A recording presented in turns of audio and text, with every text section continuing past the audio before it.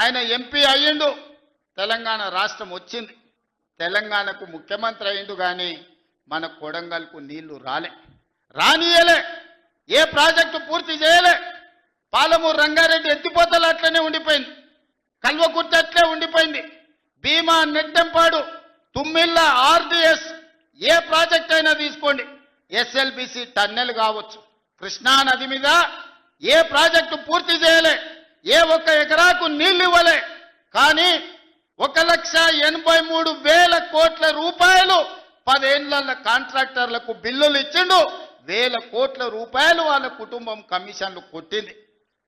తొడుక్కోవడానికి చెప్పులు లేకుండే, వేసుకోవడానికి బట్టలు లేకుండే, చిరిగిపోయిన చెప్పులతోని రోడ్ల మీద తిరుగుతోళ్ళకి బెంచ్ కార్లు వచ్చినాయి.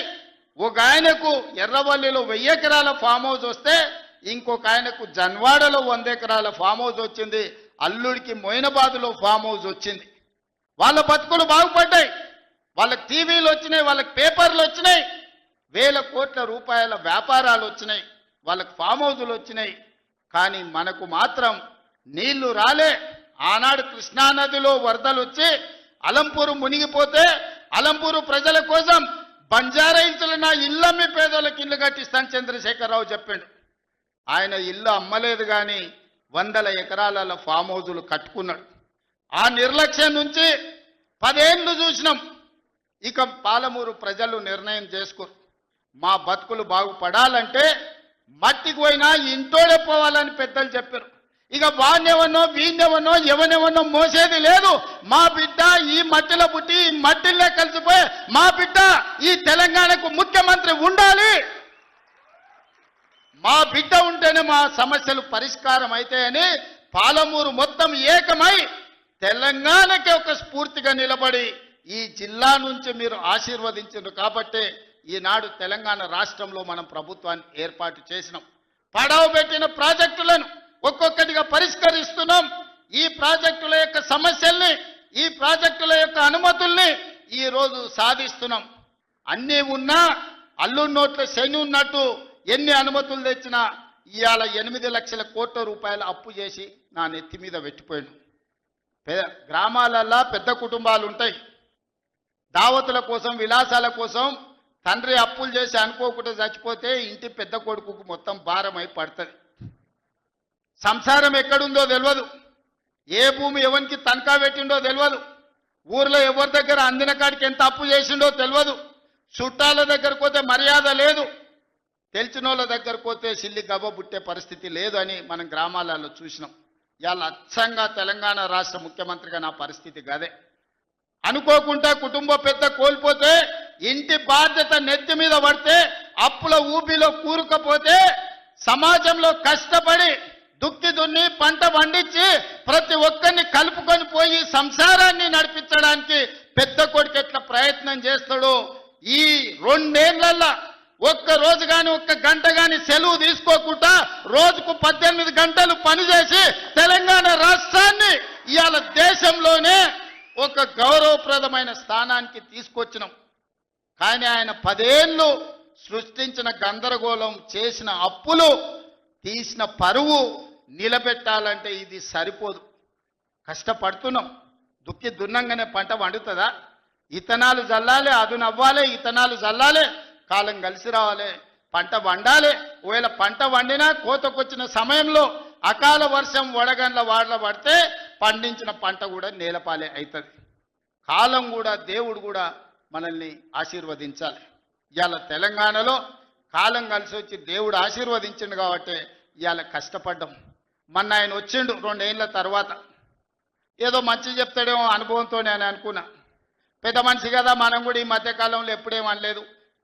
ఏదైతే మీకు చెప్పినో అంతకంటే ముందు నా మీద 181 కేసులు పెట్టిండు, చెంచల్గూడ చెర్లపల్లి జైల్లో బంధించిండు, ఎన్నో రకాలుగా సతాయించిండు. నన్నే కాదు నా కుటుంబాన్ని కూడా పట్టి పీడించిండు.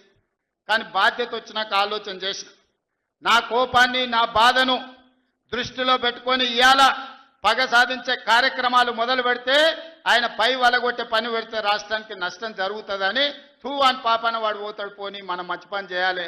దేవుడు శిక్ష ఇచ్చిండు, నేను ప్రమాణ స్వీకారం చేసినాడే కూలబడ్డాడు, నడువిరిగింది. ఇంక ఇంతకంటే పెద్ద శిక్ష నేను జైలు వేసినా అయ్యేదేం లేదు.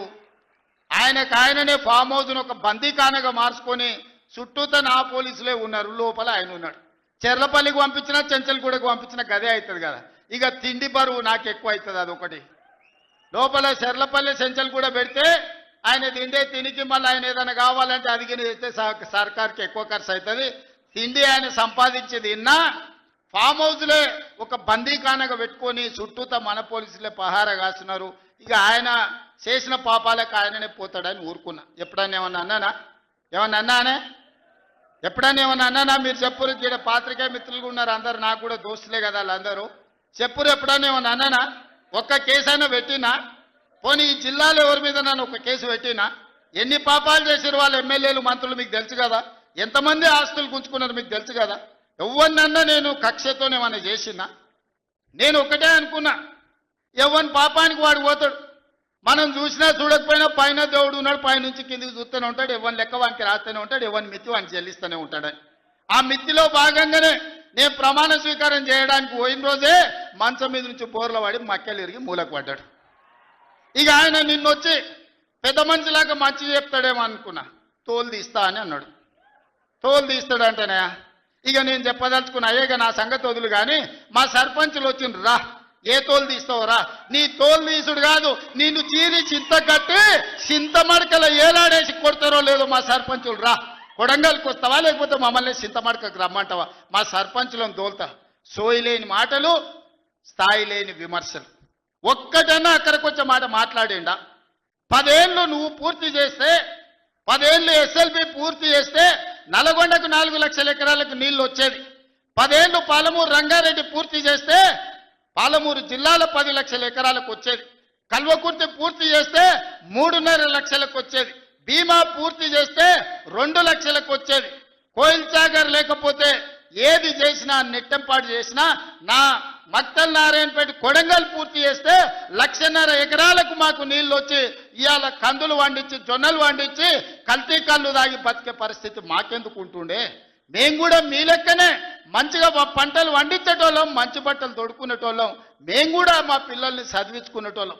10 ఏళ్ళు పగబట్టి నారాయణపేట మక్తల్ ప్రాజెక్టును ఈనాడు పక్కన పెట్టి 69 జీవోను తుంగలో దొక్కితే ఊరూరు ఎత్తిపోతల పథకం కోసం మా కార్యకర్తలు, ఈ ప్రాంత రైతులు ధర్నాలు చేయలేదా? పార్టీలకు అతీతంగా 69 జీవో కోసం కొట్లాడలేదా?